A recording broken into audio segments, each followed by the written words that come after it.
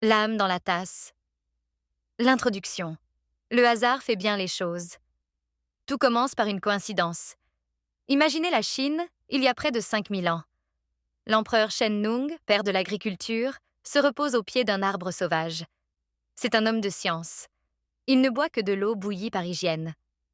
Alors que l'eau frémit, une brise légère secoue les branches au-dessus de lui. Quelques feuilles tombent, tourbillonnent et plongent dans sa jarre. L'eau se colore d'un ambre profond. Il goûte. Ce n'est plus de l'eau, c'est une révélation. Le voyage de la feuille, du remède au rituel. Cet arbre, c'est le Camellia sinensis. Mais à l'époque, on ne le boit pas pour le plaisir au goûter. Le thé est d'abord une potion. Les moines s'en servent pour rester éveillés pendant des heures de méditation.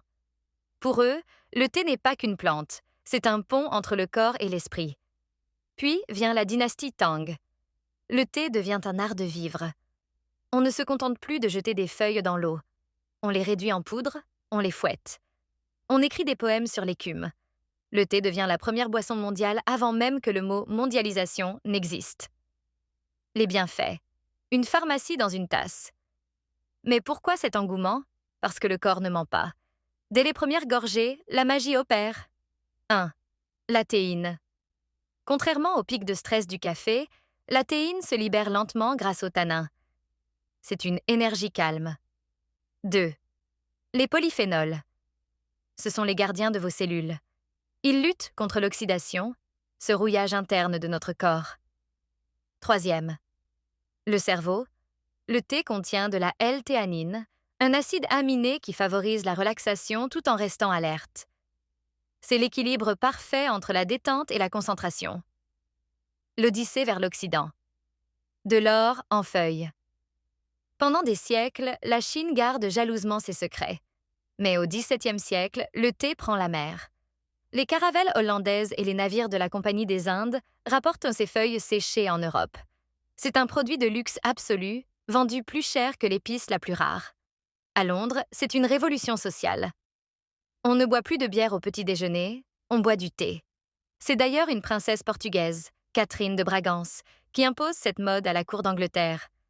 Le thé n'est plus seulement une plante, c'est un symbole de prestige et de diplomatie, parfois même de guerre, comme lors de la célèbre Boston Tea Party qui déclenchera l'indépendance américaine. Un arbre, 1000 couleurs.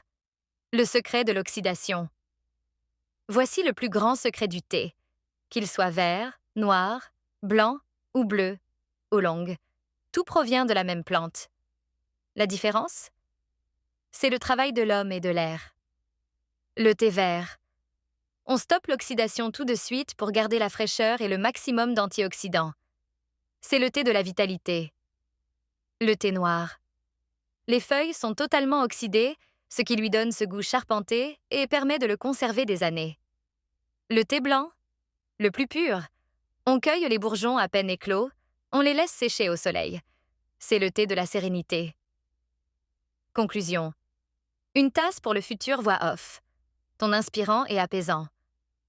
Aujourd'hui, le thé est la boisson la plus bue au monde après l'eau.